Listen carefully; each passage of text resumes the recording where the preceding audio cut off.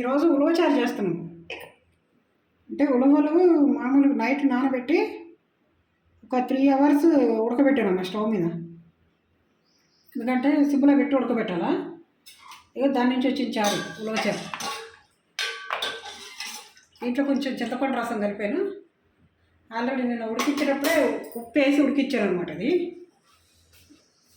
ఇప్పుడు వేస్తాను.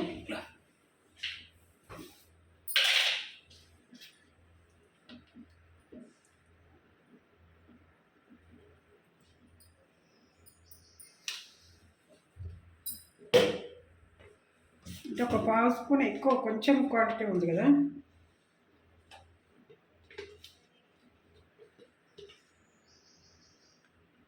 కొంచెం కారం అమ్మా,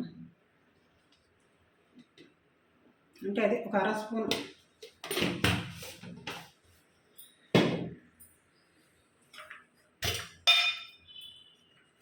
ఒక చిన్న బెల్లం ముక్క వేస్తాం.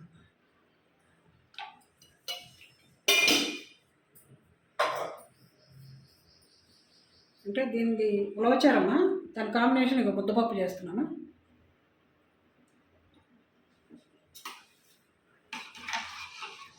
ఇది బాగా మరగాలమ్మా. మరిగినాక మీకు పోపు పెట్టేటప్పుడు నేను చూపెడతాను. టైం పడుతుంది, చాలా టైం పడుతుంది. అంటే బయట కొనుక్కొచ్చుకొని చేసుకుంటారు కానీ వాళ్ళు ఎట్లా చేస్తారో తెలియదు కదమ్మా.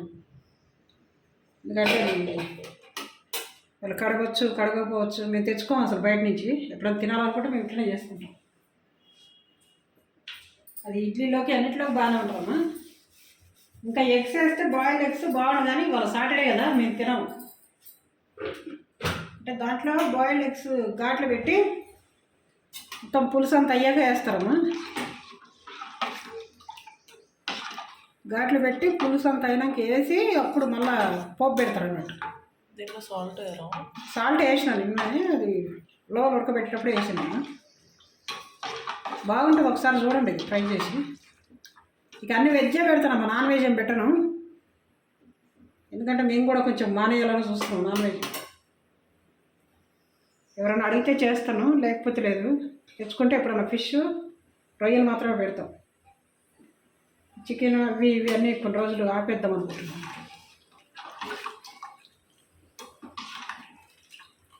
అంటే చాలా టైం పడుతుంది అమ్మ ఉలవచారు ఉడకబెట్టడానికి, టైం ఎక్కువ ఉంటుంది.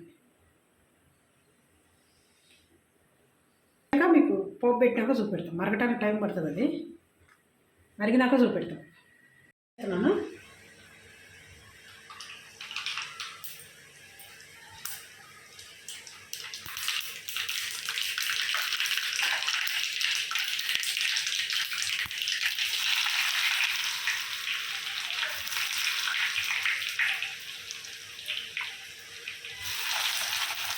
మార్చాను.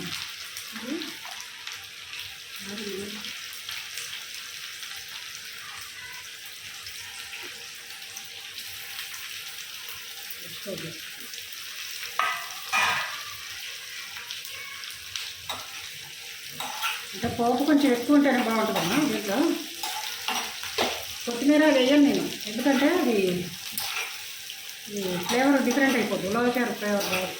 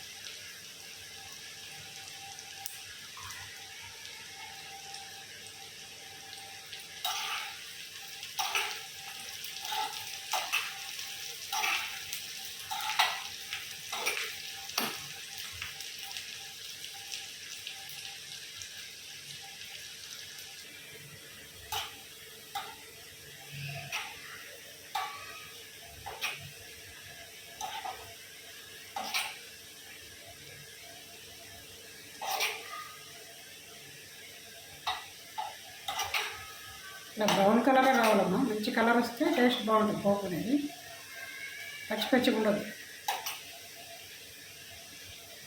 పచ్చి పచ్చిగా ఉంటే మంచిగా అనిపించదు. వేయించిన పప్పు చారుకి ఉలవ చారుకి ఇట్లానే ఉండాలి పప్పు. ఇవమ్మా వేసేస్తున్నాను.